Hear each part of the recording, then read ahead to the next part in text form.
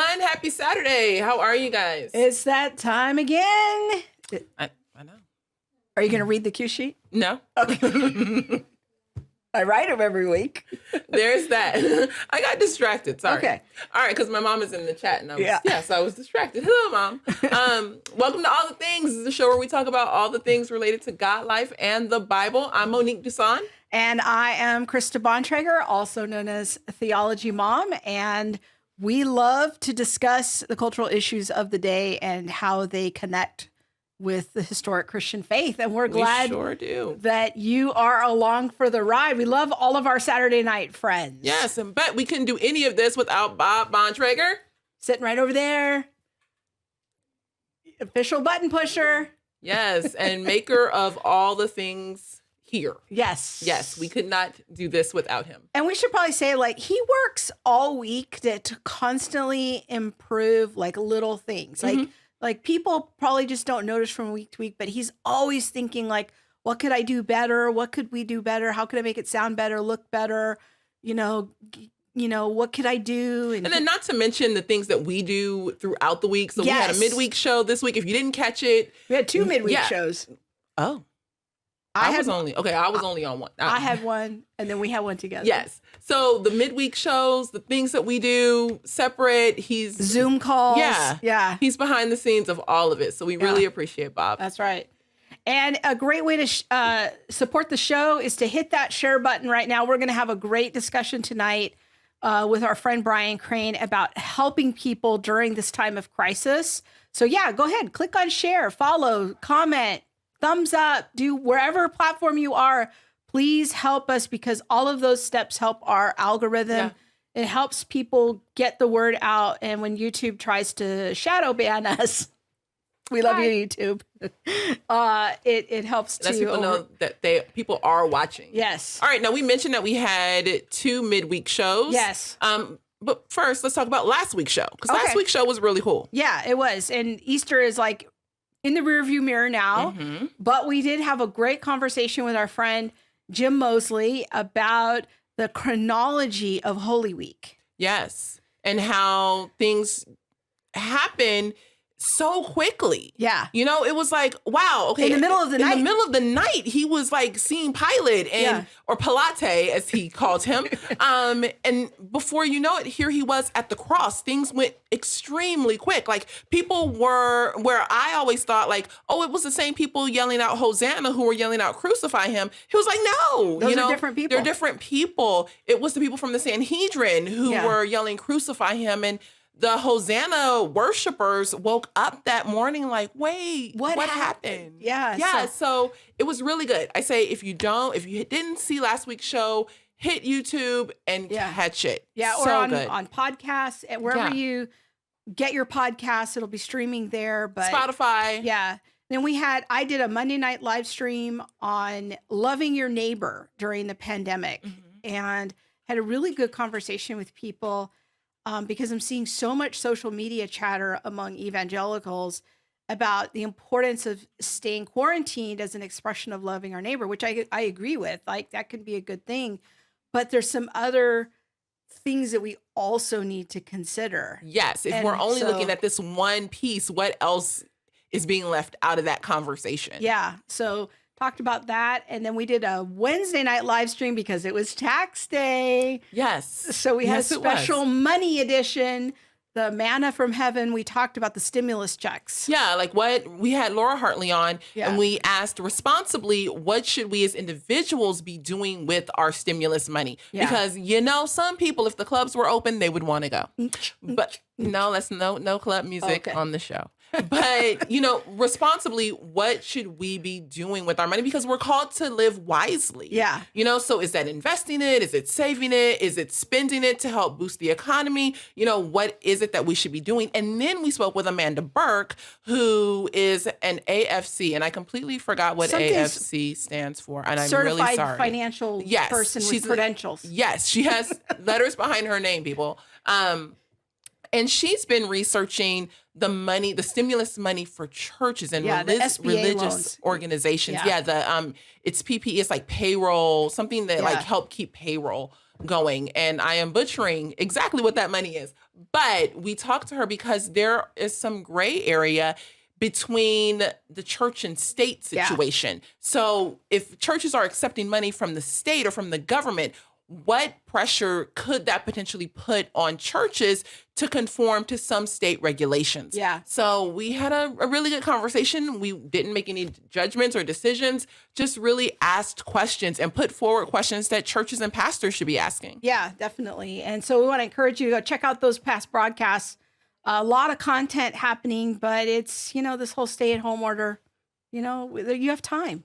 We're all here together, and we're here in our living room doing this. Yeah. So, and speaking of quarantine, well, before we do that, let's give some shout outs to people listening. If you are listening, go to YouTube, go join us in the live chat box and give us a greeting. Let us know you're watching. Our friend Laura's there. Happy Saturday.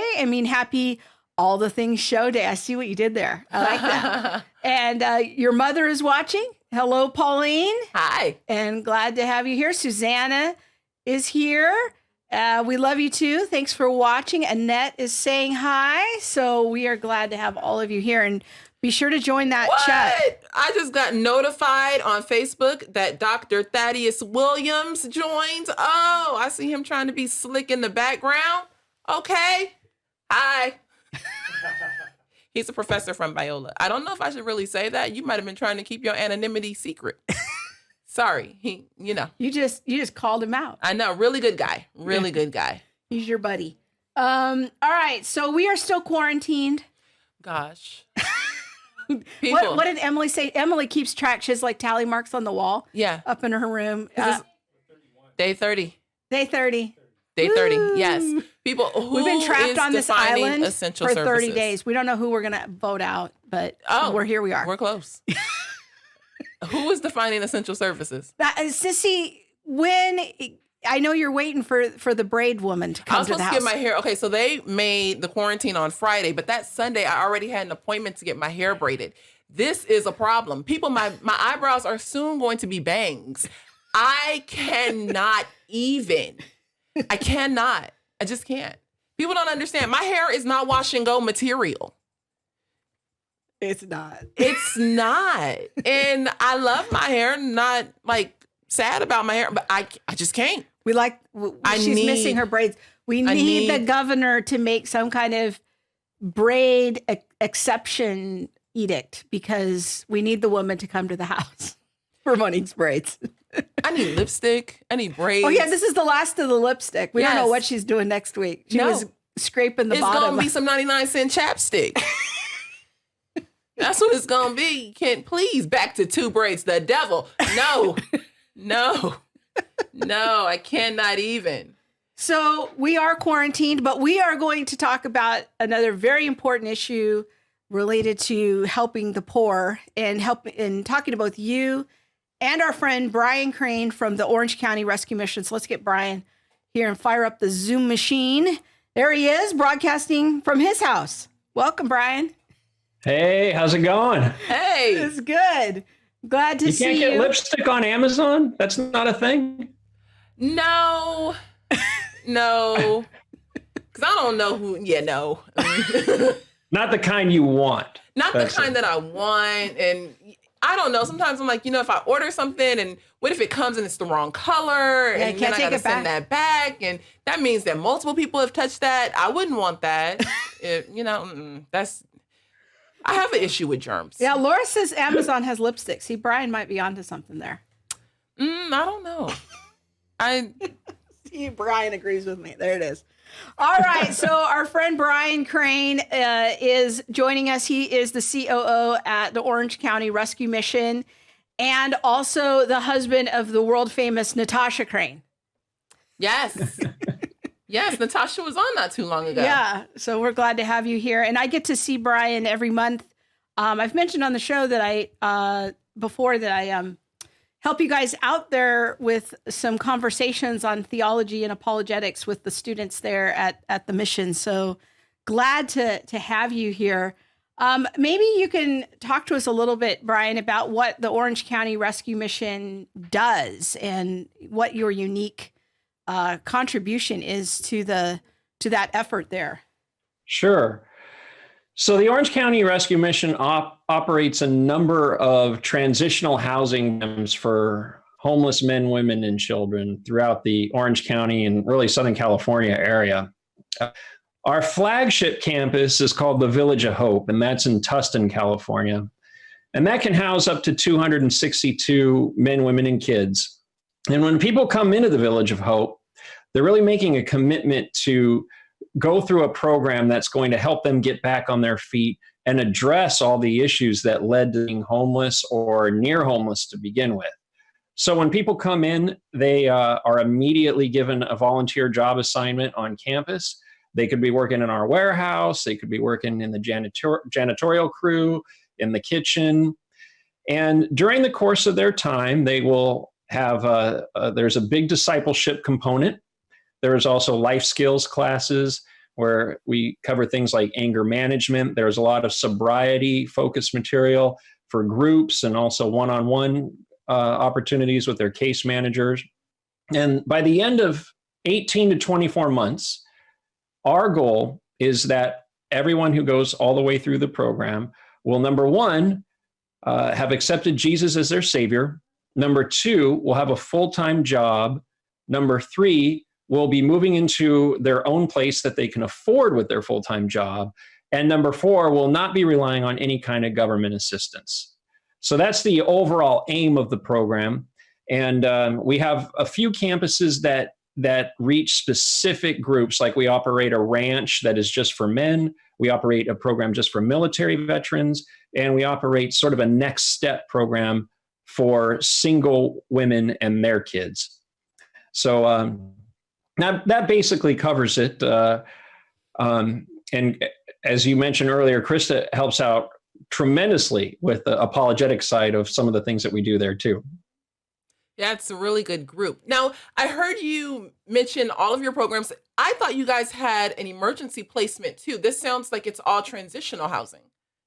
We do, being actually. 30 to 90 day housing. Yes, we operate for our host city, Tustin. We operate an emergency shelter.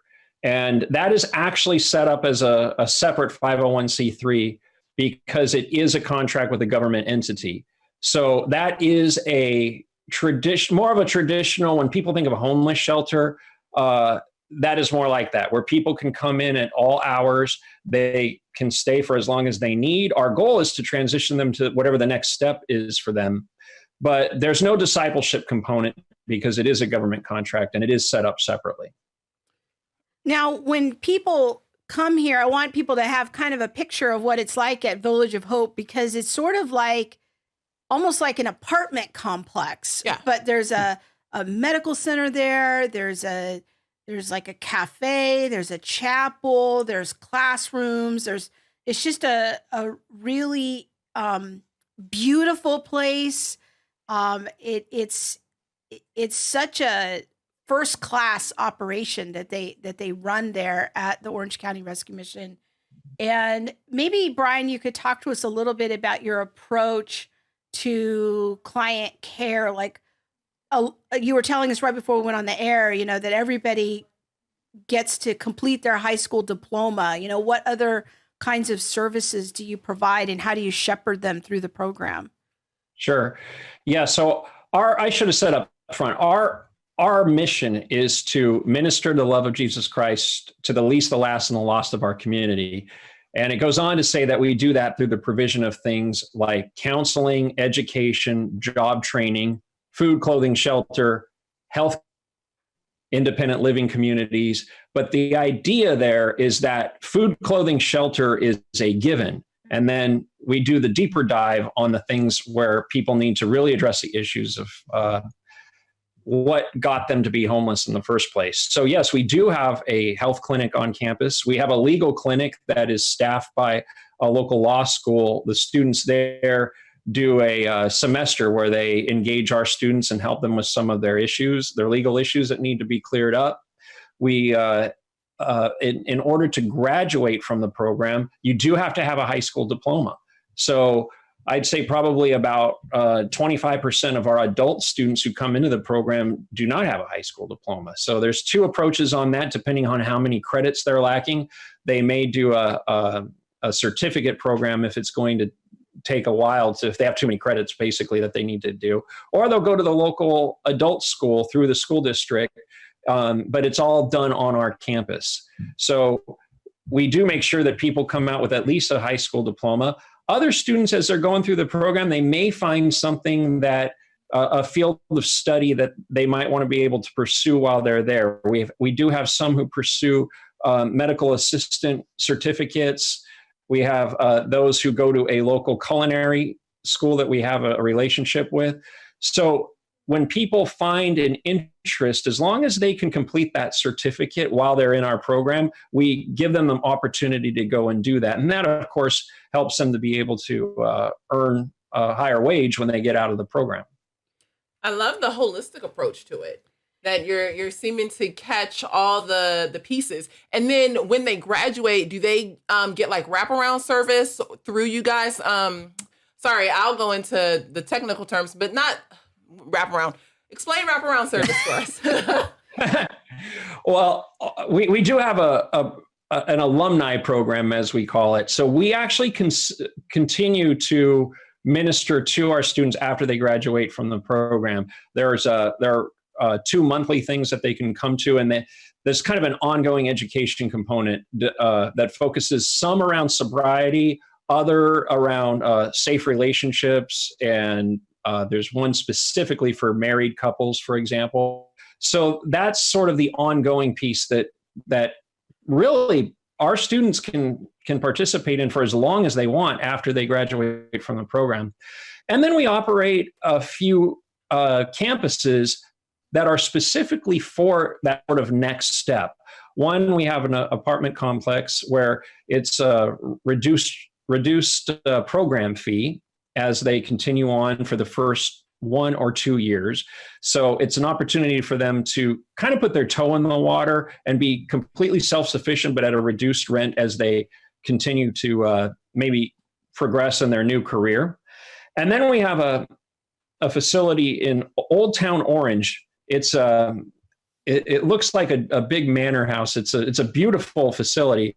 And what it is, it's 20 rooms with attached bathrooms and a communal kitchen. And that's for single women and their kids.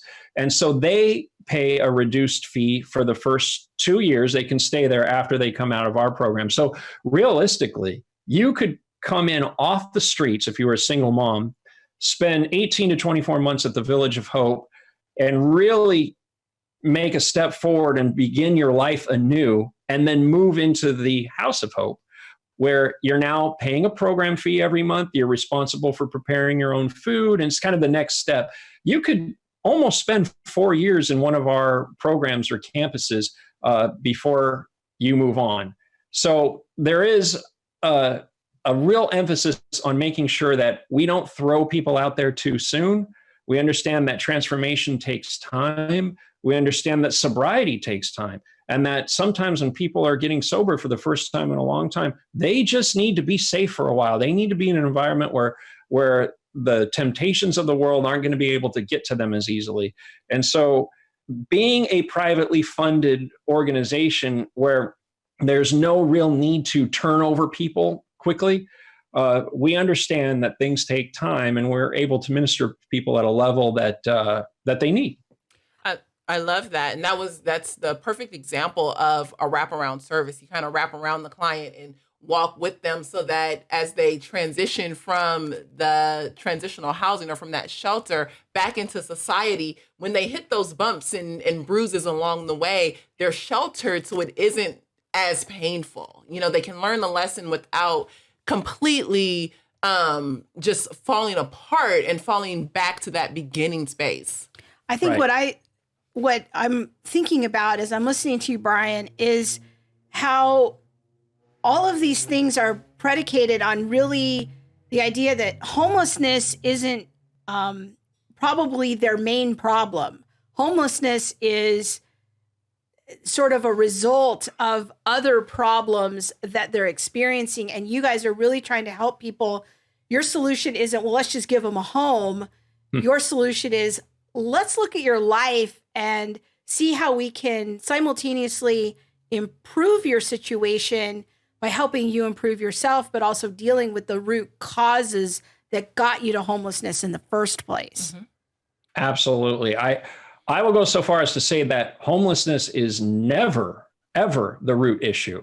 It's always downstream of something else, whether it be mental illness, drug abuse, broken families. Human trafficking is a big one these days. It's always downstream of that. And so acknowledging that is the first step in truly helping people and truly ministering to them the way that Jesus calls us to minister to people. That you're right, Krista, to just give someone the keys to a house and say problem solved, well, it may temporarily get them off the streets. It does not get to the root. And more than likely, they're going to be back out on the streets in another year or two anyway, if you don't get to the root. So not only is it not the kindest and most compassionate thing to do, it's also probably not the smartest thing to do. That if you're going to try to address the problem, address it at its root and not just the symptom. And that for me is what's so important, because I see so many efforts to help homelessness that to me only address kind of the cosmetic issue of the home. And it doesn't get to the root of it and really helping to reposition people. That's why I'm so such a believer in what Brian and his team are doing there, because they like he says, transition takes time, transformation takes time, and we have to give people that time. I'm wondering, Brian, what have you seen has changed since the rise of the virus and all this quarantining business? I know I want to have Monique share some things she's noticed in her field dealing with food pantries, but let's start with you. What changes are you noticing happening? Well, it's interesting that the rate of people coming into the transitional program has really not changed at all. If anything, it's increased in the last few weeks. I think we anticipated that it might slow down because we're wary of anything. And what we found, at least with transitional programs, is that it looks as if some people are seeing this as a time of maybe realizing that their situation is not the best. Maybe they're realizing that you do not want to be in the streets when you get sick. And so there has been, in terms of those people who are truly looking to change, we have seen more people coming in. Now, we mentioned the emergency shelter earlier. We had a lull on the emergency shelter. There was a time right about when everything shut down where we didn't really have anybody coming in for a few days. Part of that I attribute to the fact that the police department was kind of having an all hands on deck ready for COVID calls, that they weren't doing the traditional outreach that they do for that program. But I would say in the last week, we started to see people coming in there too. And so now it's really, we're seeing people across the board who now that we're a few weeks into the quarantine, I think are saying, you know what, I'm going to use this opportunity to make a change. And so our doors have been open. I know that there are some organizations who kind of shut everything down, but we felt that we're not in a position to do that. If we're going to minister to the least, the last, and the lost, well, you leave the light on and you leave the doors open when there's a health crisis like this. So we've taken all the necessary precautions. We have protocols in place for isolating people if we need to. But so far, praise God, we haven't had any positive cases on any of our campuses. That's awesome. But we are prepared. So Monique, what are you noticing at your position? You are a director at a food pantry, 3 food pantries actually that are connected. What have you guys noticed in terms of service? There's been a huge increase. We would serve, like on a regular basis, I'd say 250 to 300 families a week. Right now we're at 600 families, 620 a week. And it's due to the layoffs, it's due to furloughs and, all of that, in addition to people just experiencing food insecurity anyway. And so, for us, it's been a big upswing. where we are at the LA Regional Food Bank and, trying to procure donations from private citizens and things like that. But our donor base, I feel like we've stayed stable. We've had a few people who have said, I won't be able to continue donating right now, but we've been able to stay, pretty stable with our private donations. I think donations from now you're talking about supplies. No, supply. I was talking about like from private citizens, like private donors. Okay. But things like grocery stores and vendors who used to give to us have had to cut back because the supply is so heavy from consumers. Okay. So another thing that's been kind of hard for you is a lot of your volunteers are in the vulnerable population. They are, yes. So we have a lot of senior citizens are the people that staff your food pantries week in and week out. Yeah, we're all volunteer run. And our volunteer base is from the older population, that more elderly. And so we lost a bunch of people just like overnight. It was like, oh my gosh, I can't go outside. But I feel like the private community where we are has really stepped up. That's awesome. And so I've seen, the sadness of losing a lot of volunteers, but the beauty of the community coming together and saying, hey, we've been laid off. We have time to give. That's great. And so you've implemented, instead of them coming in the building, we have a drive-through system. Service. Mm-hmm. So at all 3 of our locations, if people need food, they'll drive right up, and with social distancing or physical distancing, will be served and serviced. We'll get their information, and they'll just continue, almost like McDonald's, window 1, window 2, and they get their food, the food that's needed, and they go from there. But the amount of people, So a lot of people getting laid off and needing food, and a lot of people are furloughed.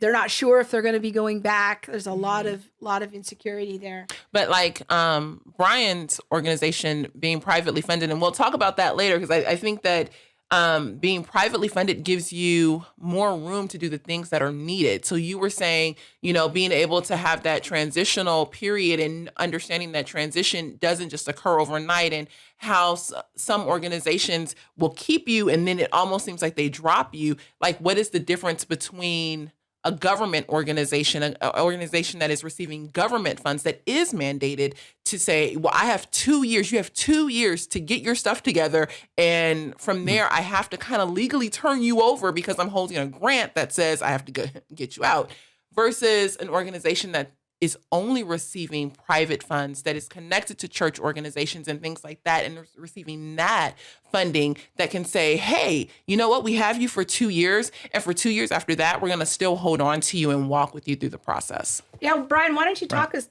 us through how that works and what some of those pros and cons are in terms of how missions like yours get funded? Yeah. Well, most gospel rescue missions, for the most part, are privately funded. And the big reason is because they don't want the government telling them how to run their program. They don't want to get into a situation where it's like, okay, here's a big percentage of your annual budget. And by the way, let's make sure that we have a track through your program where you never talk about the gospel, which can very easily happen. And so our approach has always been that we are privately funded entirely for the transitional portion of our program. We also operate a health clinic on campus, and that's a separate 501c. You can't operate a health clinic in a low-income area without taking government money. But the approach is, on the one hand, people might say, wow, that's crazy. How do you do that with just private donations? But on the other hand, if you're one of the few games in town that's offering a gospel-centered program to those who are seeking to get off the streets, well, that's attractive to people. And in fact, most of our donors are just small families giving a few dollars every month. It's not like we have some major donor who's funding 40% of our budget every year. So I think we have literally thousands of people giving a small amount because it's something that they believe in. And so that's a positive side of it. The conflict that we often run into is that we're not really kind of tracking with the other agencies who are primarily set up to offer someone some sort of housing situation. If you work in the land of homeless services and you are not a gospel rescue mission, for the most part, you hear the term housing, housing, housing over and over again. Housing first. I was going to say housing first mentality. We have to have a housing first mentality. Rapid rehousing. Yep. And so, we talked about that earlier. That's great insofar as it goes. But if you're approaching this with a lens towards really ministering to the whole person, then housing first, rapid rehousing. I will not say that there's not a place for those. I think that the notion sometimes of someone who is, for the most part, self-sufficient and they hit a rough patch and all they really need is quickly get into a new apartment while they turn their situation around. There is a time and place for that. So I'm not one to sit here and poo-poo all of that. But for the most part, if your entire approach to every homeless situation is to offer someone a housing situation, well, it kind of becomes like the dog chasing its tail. You can only do that so often, and also at the risk of attracting more people into your municipality who see that, and it just kind of sort of exponentially grows. I agree. The rapid rehousing, the housing first, what people don't normally understand is that the contract kind of guides the services that you can provide. And when the contract is the guide, biblically, you can't do a lot of things. And so there's different barriers in place. And so then you can't be guided by Christ or by his word and the ability to also care for someone's soul. So when we think about who we're going to support, because I know that many Christians want to help the homeless. Like we understand that helping the poor is a biblical idea. It's something we should do as Christians, but I think we struggle oftentimes in what is the best way to do that. And Monique and I have had conversations on past shows about enablement versus empowerment. Mm-hmm. And that is an important distinction because we believe the gospel isn't just a great idea, that it has transforming ideas. It changes people, but that kind of downside of getting government money, can limit how we go about that ministry. And I really want to hear both of you speak on this issue because Christians want to help the poor. I think their heart's in the right place, but we don't always know the best way to do that. And I think the unique contribution of the gospel missions is important for people to be aware of. You can go first, Brian. Well, Krista, people often ask me a little more specifically, just let's be frank, should I give the guy on the side of the road $5 that I see every day? People ask me that a lot. And, the answer that people often spout is, well, that person is going to go spend this $5 on drugs and alcohol. And let's face it, you don't know, he may or may not. But one thing that I think that we can do as believers is be prepared to offer more than money. And what that can mean is, at the very least, you should know what the services are in your community that minister to people in a whole way. If you have a gospel rescue mission in your community, then it's worth checking them out. It's worth getting to know them. It's worth maybe getting your church involved with them. If not, you may, at the very least, know of programs. That should be something that you do as your homework in advance, so that when you do encounter someone, there's nothing stopping you from trying to have a relationship with someone. Maybe you walk past this person every day on the way into your building, when you're starting to walk into your building again and are not socially distancing. But say that you encounter the same person every day. Instead of dropping a few coins in the cup, you could stop, talk to them, get to know their name, address them by their name when you walk by. And in time, maybe offer them a solution, maybe talk to them about programs that you know that they could get into. So that's a way of engaging people. It requires a little bit more work. It requires a little bit more homework, but at least you won't feel like you're tossing your money away. And at the same time, I would say that most people that are out there that you encounter, they don't encounter someone in a personal way. You may be the only person, for example, that addresses them by their name in a given day.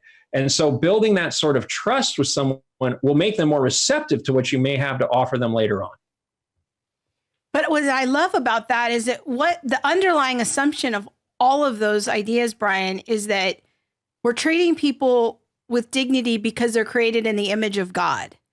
And when we call people by name and we take the time to say hello, to treat them like a fellow human person, and to find out their name and to think in advance of what are some options that are available in our community for you, we are truly loving them as our neighbor because we are honoring them and their dignity because they're created in the image of God. We don't just give them now solutions, in the short term, because that doesn't always help to honor them. I don't know what your thoughts are. I would agree, but I think that there are times when, we do give in the now situation. If it's the summertime and the guy is homeless and I know I have a bottle of water, I'm going to give him a bottle of water. That's a now situation. But having the information is important because then it becomes a choice. It becomes an empowered situation. I always say, if the Lord tells you, that you need to give someone that money, then you go ahead. I would, coming from the standpoint of now having run like a not for-profit, but an organization that receives government funds and now working with an organization that receives no government funds. I'm like, wow, if you're giving this guy like $10 every other week, how about you give that $20 here and support the organization that he could go to and receive even more service? I think that's where I'm at. Aside from that, I pretty much say kudos to everything that Brian said. My husband is one of my heroes. And one of the things that he's done on a few occasions where the Lord has prompted him is he'll actually just go up and start talking to homeless people. He'll sit with them and buy them a lunch and talk to them, pray with them. One time I remember he met a guy at the gas station. The guy came up to ask him for money, and the Holy Spirit started talking to him. And he took the guy inside, bought him a sandwich, talked to him. Next thing he knows, the homeless guy was giving him a prophetic word to my husband. And the Lord was speaking to the homeless guy and giving Bob some encouragement. So you just never know who it is that you're talking to. And, listening to the Lord, because we're Christians, that is a thing. Like sometimes the Lord just tells us to do stuff. And Bob came home that day and he says, I have to tell you something. I gave a homeless guy, this much money today. And he says, just because the Lord told me to. And I'm like, you got to do what you got to do to obey the Lord. Yeah. So, yeah. One of the things that I do want to mention, I know that we are talking about homelessness and all of that, but in the same vein, remembering that in this time, there are also people who may not be homeless, but could actually be on the verge of it, and you would never know. Or they're suffering with, they're right on the margins of not having quite enough food or struggling. No, I'm so glad you're bringing that up. Do you know where a food pantry is in your neighborhood? Do you know how someone can, get in contact with the right organization to be able to assist with their food or their medical stuff? And, it's more than just the guy that we see on the side of the road. In this time, it is everyone, how there's a good percentage of people that are two paychecks away from being homeless. Well, here we are in this time, in this emergency moment where people need to gear all of their money toward their bills. And a lot of times that leaves out things like food. Yeah. Anything you want to add to that, Brian? No, I would agree wholeheartedly. In fact, one of the things that we do is we pick up food from about 12 grocery stores days a week. And we use what we can in our programs, and then we distribute it to some local food pantries. And yeah, we have seen such an uptick on that. And I agree. I think on the other side of this, you're already seeing it. You're already seeing families who would have never thought that they were going to be in line for the drive-through food bank. Ever.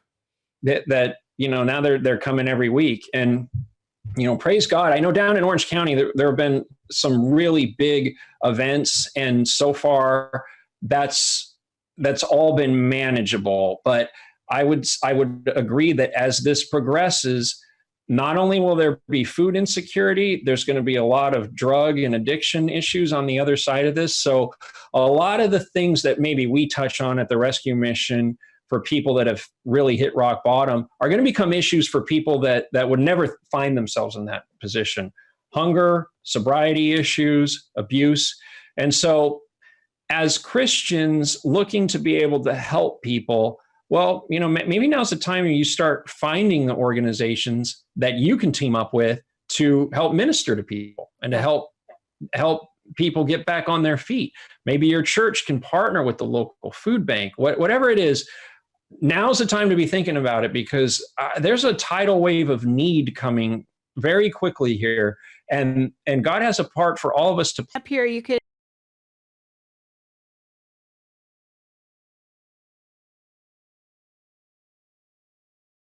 and talk to us about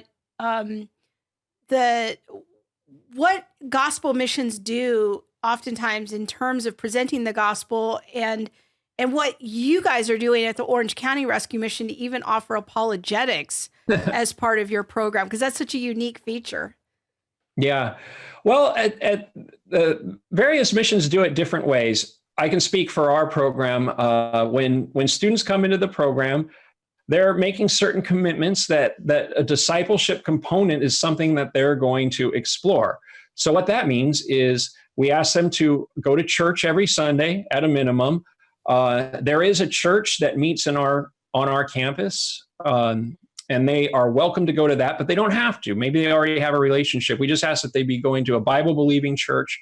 And if they do go off campus, we ask them to bring back their notes on the message. So there's a little bit of accountability there. And then there's a chapel service once a week. We have everybody go through a discipleship book series, and they meet every week for a one-on-one with their case manager and discuss their progress through that. There are various Bible studies on campus that churches lead. And a few years ago, we realized that there's a certain percentage of our students who are kind of sitting on the sidelines about 30 to 60 days in. It's interesting. They're maybe hearing about the gospel and the Bible and God for the first time, but they're not all in. And really, they have questions. They have honest questions that people should be asking when they're exploring a new worldview. And so we started a apologetics program where we invited local speakers to present on a topic once a month. And we're just, we're very well situated in Southern California. We have so many wonderful teachers, including Krista, who have come and spoken there. And then once a month too, there's a discussion group where they kind of unpack what was discussed. So we've had Greg Kokel, Jay Warner Wallace, Sean McDowell, Bobby Conway, Craig Hazen, Natasha Crane. She's amazing. And they come and do their thing, and they talk about maybe the issue that they're very in. And our student, it's been such a tremendous blessing to students, because you kind of clear away, and Krista, you could speak about this better than I can. You clear away some of those low-lying objections and really get to the heart at what maybe people are wrestling with as they're coming to faith. Yeah. I get the honor of leading the discussion group once a month, and I love it. I love all the students. They just have such great questions, and I've been very blessed by how they are genuinely wrestling with the faith, and they're wanting to know, like, what does Christianity have to say about the things that I have been through. And last month, there were 2 gals in the group who disclosed that they had just come out of human trafficking situations. And one of them, I felt like, was about 3 seconds away from coming to faith in Christ because she just was so close. She was asking amazing questions. And I'm like, wow, if this girl ever really finds the Lord or meets the Lord she could end up being a preacher. Like she was asking all the right questions and had just come out of a human trafficking situation.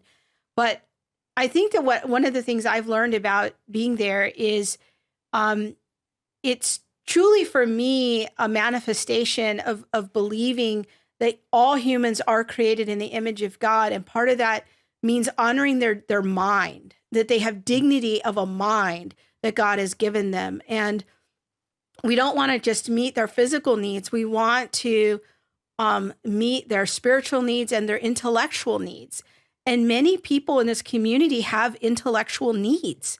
And every month, their favorite topics are evil. We have lots of conversations about evil. We have lots of conversations about the supernatural, about the demonic realm, because I think that many of them have had supernatural experiences. Many of them have been on drugs, and drugs sometimes opens ourselves up to the demonic realm. And you don't have to convince them at all that demons are real. They just want to know how to make sense of it. And so for them, part of the apologetics enterprise is, how do I make sense of other religions? How do I make sense of other religious experiences? Those are all big themes that just seem to recur over and over again. But I just stand up there for an hour and play Stump the Scholar while they try to ask me all their questions about different things. And Monique gets to eavesdrop many months. Sometimes Bob comes down with me. I'm the driver, so but we pick her up from work. And then we drive on down. Yeah. And I take a nap in the car. She does. And then she buys me Sonic on the way home. So, but it's good. It's a wonderful ministry. And I just want to, if any other gospel mission people out there see this and are intrigued by this type of ministry, I want to encourage you, get some apologetics for your residents and incorporate that into your program. I know literally hundreds of apologists all over the country. We could probably get you hooked up with someone. Mm-hmm. So, but it's a wonderful thing you're doing. So well put, Krista. That's so well put. And we're certainly blessed that you come and have those discussions with people every month. But I would agree, apologetics sometimes gets a bad rap in the church, at least. And but it's so obviously needed. And maybe, when we first started doing the apologetics program, I had people say, so you're doing apologetics at the homeless shelter? It's like, well, yeah, we are, because people have questions. And if there are any barriers to faith that can be honestly addressed and answered, why wouldn't we be doing that? So good call out to anybody else. And if I would agree that if there are other rescue missions, we have a bit of a prototype and it's just a matter of teaming up with people in your community. And there are always people in the community who have the ability and the calling to do it. And I would highly encourage people to do it. Yeah, definitely. I want to go to a couple of comments here. Our friend Liza maybe says food insecurity is real in our current world. New people in our own church family are experiencing food insecurity, which equals new ways for the body to minister to each other. Yes, and amen to that. And many churches have food pantries. And if you're looking for a way to serve the poor in a really practical way, see what you can do to help local food pantries, especially ones that come through churches. They're often on the smaller end of the scale. Find a gospel rescue mission in your area. Brian, is there like a hub where people can go to find a gospel mission in their area? Yes, that's a great question. There is an association of gospel rescue missions. It's called City Gate Network. So their website is citygatenetwork.org. And if you go to that website, you can plug in your zip code and find any of the member organizations within a certain mile radius of you. And there's hundreds, if not thousands, on there. So it's a great place to start. Okay, Bob's pulling that up here. We're going to let people know that web address again. It's citygatenetwork.org. And you can find out more about that what gospel mission might be in your area. I want to go to Liza. She asked a question. She says, do you encounter difficulty in conversations due to mental health issues? Yes, absolutely. I mean, we know for a fact that of the people that come into our program, 66% of them up front disclose a sobriety or drug abuse problem, and almost half disclose some sort of mental health issue. Now, the thing is that we get people that come into our program who will say they have a mental health issue, but the bottom line is maybe they need to be med compliant for 30 days or so, and they're enough to be able to come into our program. So we don't turn people away because of that. Now, if it manifests itself in extreme ways, and we can refer them to the next level of care. But all of that is to say that I think sometimes we're too quick to turn people away, not we, but as just in general, humans respond to people and go, wow, that person might be too crazy for me to talk to. But the reality is that when you're out on the streets for a while and you're encountering all kinds of things and you're insecure about whether you're going to still have your spot on the street the next day, it really has a tremendously negative effect on people and on their state of mind. So while I would say that it is an issue, I have seen people come in who were deemed mentally ill, who after 18 months in our program, you never even think that about them. And part of it is just finding stability, finding a place where they can just be and rest for a time, and in some cases becoming med compliant. Yes, good word. And I was going to say the exact same thing. What people don't understand a lot of times is that people need time to become med compliant. And so, like having that time for the medication to actually take effect in your system, it doesn't happen overnight. And sometimes it's weeks or months, or finding what the right cocktail is. And so what programs like the Orange County Rescue Mission does is it gives them that time. It gives them the time to transition. And that's why I was saying it's a holistic program, because it's not just about finding your housing or getting your budget in order. It is also about your mental health. It's about your physical health. It's about your spiritual health. It's a holistic thing. And so it's true, when you've done drugs or you've been an alcoholic or you've been living on the street, all of those things wear on your mental capacity. Maybe you have bipolar disorder or some other, mental health issue, and you need to be medicated for that. What transitional facilities do is they give time. And then not only do they give you time, but they give you time with a professional. So your case manager is someone who can walk you through those steps and check in with you and have the appropriate conversation with you that you wouldn't get if someone just says, oh, hey, I know you're my nephew, come live with me. Yeah, that's really good. And I love having both of you here because you're both such veterans in this area. And Monique's been working with the homeless for on and off for a couple of decades. So it's just... Well, you don't have to put it like that. Decades. Decades just seem so long. I know. It's great. Just to be able to ask our questions. Our friend Rhyme His Songs says about the discussion group, what a fulfilling outreach. I'd love to be a fly on the wall in that room. I could imagine that to be a perfect place to refresh a minister on burnout. Boy, that is a true and prophetic word. I had gone through some really hard ministry times when Brian, actually it's Natasha, Brian's wife, reached out to me about helping take over the group. And I had just gone through just a really hard time in my own ministry and was like, I don't know if I want to do any more ministry right now, but it has been an absolute refreshment to go and be with people that are so hungry and to get 20, 30 people out just for a discussion group about faith conversations and hard questions.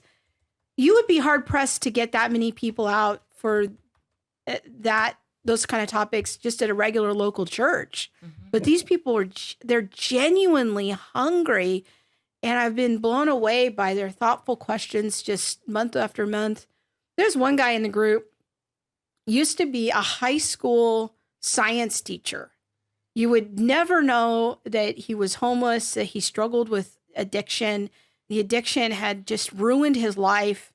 He wasn't teaching anymore. I'm not for sure if like his family's even still in the picture anymore, but just probably a guy about my age, and had just completely shipwrecked his life. And it's been so great to have him in the conversation. He doesn't say a lot. He just listens. And then he'll usually come talk to me afterwards about how he's growing in his faith, and that just the group blesses him. And it's just wonderful to be able to just keep encouraging people. It has been a time of absolute refreshment. Please, I sit there and I'm like, oh, Lord, I need to read my Bible. They just up on me. There are things that I do not know. And I am like, oh, how'd you know that? Yeah. My goodness. So, yes, they ask great questions.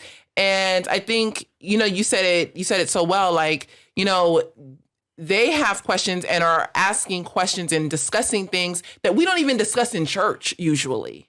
And I think that speaks so well to the character of the people that are coming to this group. And you mentioned like being created in God's image and the needs that our mind have. And so I think that's spot on. Like there are certain needs that we have that we don't even realize that we have.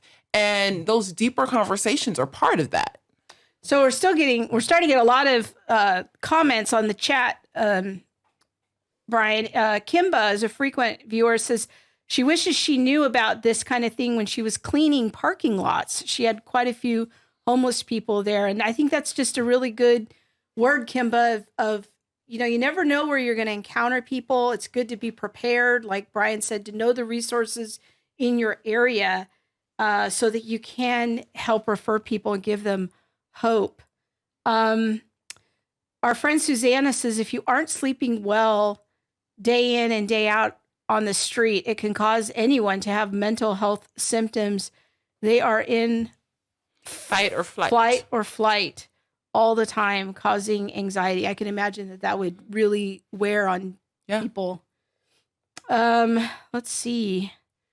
Rhyme His Songs says, regarding dignity in the healthcare field, I once worked for a provider of Medicaid services and was moved with the doctor that was a believer when I was not yet. The way he spoke to them with such honor. Ooh, that's a good word. Mm-hmm. And everybody at the rescue mission have been so impressed with, just how they honor one another and that it's just part of the culture there. Mm-hmm. And so that's very cool.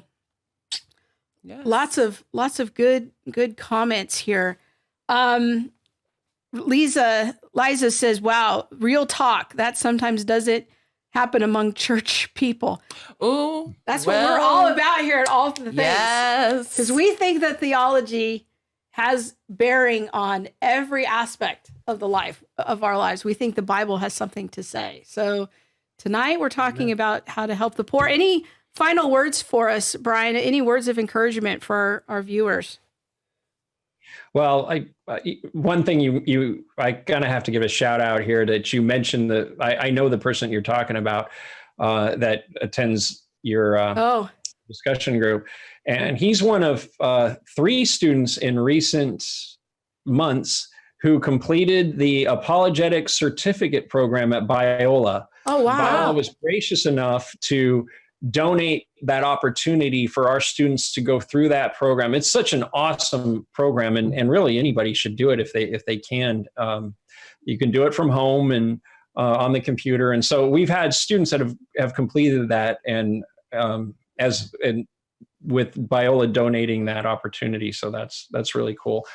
As a way of encouragement, thank you for having me on the program. And I think it's always good to just talk about these issues and to talk about them with your family when you're considering those that who are in need. They don't have to be the homeless person that you drive by every day, but we all know people who are in need or are going to be in need in the next few months coming out of this COVID crisis. And you don't have to. You can give money to people without getting the tax deduction. Mm-hmm. If you're gainfully employed right now by the grace of God, and people that are hurting, you can give them money directly. I feel like so often Christians immediately go, well, where's the tax deductible entity that I could donate to? But just in the next few months be praying for opportunities to minister to people directly, because that's where the real ministry happens, is when you're directly talking to people and you're directly impacting their lives. And believe me, there's going to be plenty of opportunity to do that in the coming weeks and months. That's a good word. That's really good. But you know what I had a thought about just before we wrap up? You mentioned the connection to Biola.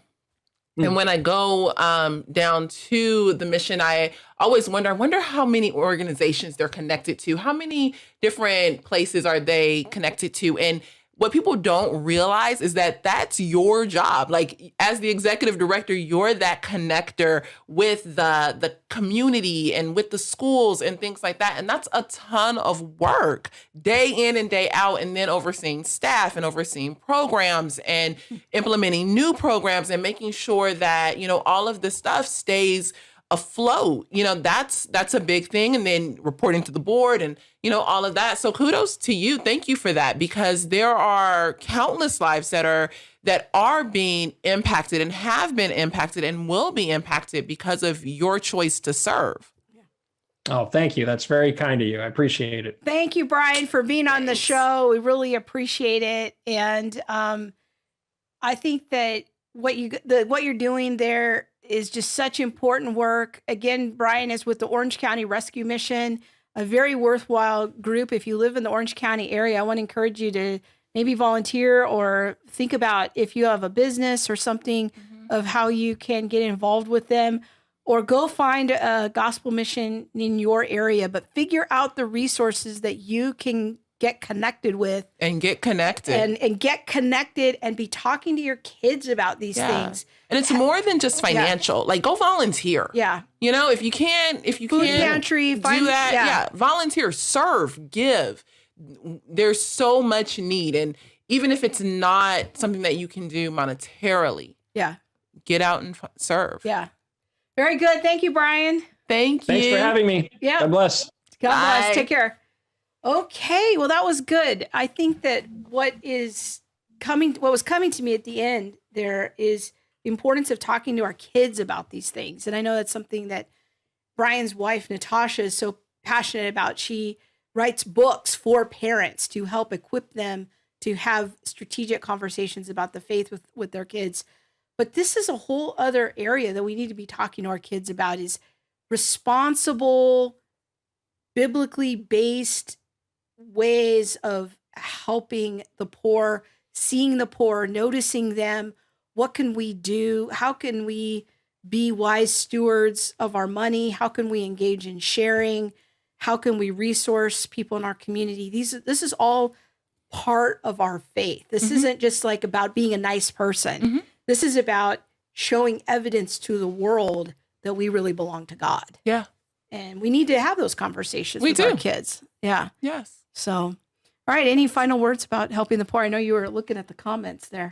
No, I was looking at the comments, and then you started talking to me, and I was like, oh, I better pay attention. I'm just sitting here talking to myself. No, that's not true. That is not true. Because Liza says, send Uber Eats delivery directly to people. And I was like, oh, Uber Eats sounds so good right now. But sorry, that was literally my thought. Sometimes it's like that, folks. Okay. Sometimes. Are we ready for the tweet of the week? Yes.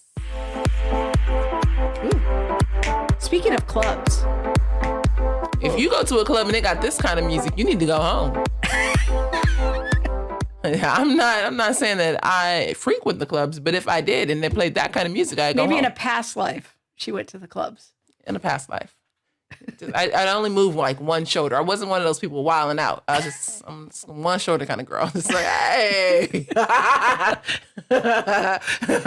Sometimes. All right. So what's the tweet of the week?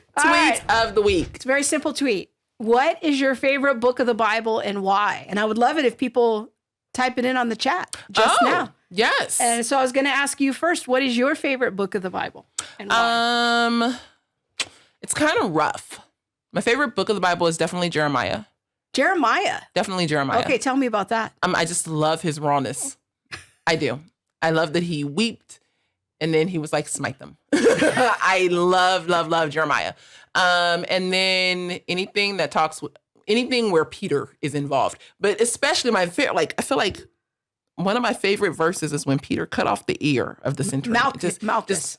The servant. Yes, Malchus. Yes, it's one where I'm like, look at that loyalty. You got to be ride or die. And he was like, I'm here for you, Jesus. I'm going to come all the way through. Is that you? There's a loyalty that just rises up in me. You are a very loyal person. And that I could see why you like that. Okay. Rhyme Song says her favorite book is the book of Hebrews. Liza says Ephesians or Hebrews. Hebrews is doing well right now. Okay. Yeah, all right. Hebrews is a good. Hebrews didn't almost make it into the canon. Yeah. Yes, I learned that at the rescue mission. It was sort of on the bubble. Yes, it was like, hey, we don't know about Hebrews. But there it is. Ruth, love the story of loyalty and redemption. Well, speaking of the book of Ruth, our friend Jim Mosley just restarted his... Jim Mosley from last week. Our guest from last week just restarted his Bible class. And we met on Thursday night. We put it up on the big screen. It was on Zoom. And Jim went through the whole book of Ruth in like an hour and a half. It was really cool. Wow. What's your favorite book? Well, that's a tough one. I like different books for different reasons. But I think that if I were to pick one, it'd probably be Ephesians. Just because there's so many good topics in there. It talks about identity and salvation and spiritual warfare, the church. There's just a ton of good topics. I think it's a great book to go through for new Christians. It just grounds you. That's definitely one of my favorites. So your mother, Pauline, says Revelation. She likes Revelation. Okay. Susanna says the book of Esther. Hebrews, Liza said, because of the beautiful gospel rhetoric. I have to agree with you. Man, if it wasn't for the book of Hebrews, we would really not clearly know how to think about the Old Testament. You know, and it's such an important commentary on the Old Testament and how Christians relate to the Old Testament. So, Bob, what's your favorite book? I would say Gospel of John. Okay. Yeah. Gospel of John. Yeah, that's a good one. It is. Yeah, we just read that as a family a few months ago. Yeah. Started in December. It took us a fair bit. So, all right. I'm just looking on Facebook to see if there's... Catching any last minute comments? Yes. Seeing if there's any comments there. While you're talking about comments, I'm going to talk about my book study group. Yes, please do. Yes. So we announced it, 2 weeks ago? Yeah. Yeah, I think so. I am leading a book discussion group. It starts tomorrow. And we're going to go through, I don't know if you can see it. Yeah. I don't know what camera I should be looking at. Maybe this one. Okay, there we go. The Third Option by Miles McPherson. And it says, Hope for a Racially Divided Nation. How do we have conversations around race and unity? That is going to be the theme of the group. We have 15 people registered right now, and I'm accepting up to 20. So we have 5 more slots available. If you would like to find out more information, you can go to the Center for Biblical Unity on Facebook. Yeah. Or the website. Or you can go to our website. You can email us at attlivestream@gmail.com. Look at you. You have your own website now. There's that. I remember the days when you used to come on and say, I don't have a website. I don't. And now here you are. No, I do. You're looking all official there. But you can click on contact and they can reach out to you there. Yeah. At the Center for Biblical Unity at gmail.com. Mm-hmm. So. Yes, you can email. Yes, you can also email. Didn't even think about emailing me directly. Yes, you can email me directly. Center for Biblical Unity at gmail.com. But we're going to have fun. It's a 6-week study. Yep. We'll go through about 3 chapters a week and have some exercises and talk about race and now, why it's so hard to talk about race. Well, and that's the thing is that inviting people to a conversation about race is a little bit like inviting people to get a root canal. Yeah. You know, it's like, I don't know if I want to sign up for that. That doesn't sound fun. So help us know, like, you know, what's going to be different about this? Is this going to be like me going on Twitter and seeing a lot of angry people? I hope not, because I don't even really go on Twitter myself. No. One of the things that when I think about heaven, I think about the culture of honor. Mm-hmm. And when Miles McPherson writes The Third Option, he looks at having conversations of race and unity from the third option, the option of honor. And how do we honor one another? How do I acknowledge your hurt and create a space where I can listen and ask questions as opposed to condemning, judging, just jumping to my own conclusions? But I'm human, so I will do that. And how can I also acknowledge that this is what's happening in me? Like, I want to say that it'll be a safe space, but I've been wrestling with this word of safe. Yes, it will be safe in the idea that nobody's cussing each other out. We're not yelling. We're not getting crazy. But there is risk involved. Yeah. So we will confront our own bias. Everybody has bias, you know? I think by safe, what I'm thinking is mistakes are allowed. Yes, mistakes are allowed. We're going to definitely trudge this space together. It's going to be a 6-week journey of having conversations that I may want to have with someone else, but I'm just not there yet, or learning how to have the conversations. Or maybe people had race conversations with people in the past. And it didn't go so well. It didn't go well. Yeah. And they got hurt, they got wounded. So this is a place to try again and that sort of thing. So if people want to get connected, go to Center for Biblical Unity and .com, or you can check out the Facebook page. The information is there. You can email me.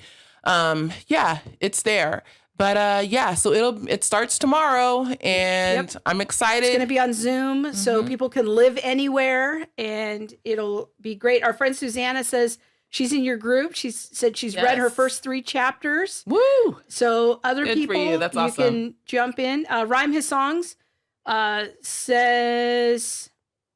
I like that cover, third option. Keep it up, please. Yes. Yes. Annette says it's hard to pick just one book of the Bible. I hear you, Annette. But she really likes the book of Romans. That's a good one. That's a very good one. Kimba says she spends most of her time in the Psalms. That's also a good place. So we want to thank you all for watching, being such faithful viewers. We love your comments. We love interacting with you. And we want to thank you for your prayers. And we're praying for you during these times of uncertainty. Hopefully we'll be getting back to work soon. Hopefully we'll be returning to the world. Even with the mask on. Yes. But in the meantime, we're just going to keep trying to provide good content for you and help equip and train you to think about what's happening to us, but from a distinctly Christian point of view. Yeah. And send us your questions. If there's a topic that you would like us to discuss, send that. Definitely. Send us your feedback. We would love to hear it and read it and grow from it. Yeah. So tell us as we wrap up here, the guest for next week. Guest from next week is Samuel Say. And he is a pro-life advocate. And I love this because usually when we talk about pro-life advocacy, we speak with women, or at least I think of women, and so I love that he is a man and he is in the space of pro-life advocacy. So that's what we're going to be touching on next week. And he has a theory about why abortion has been seen as an essential service during this whole virus situation. And he had a recent blog post about that. We were intrigued and reached out to him.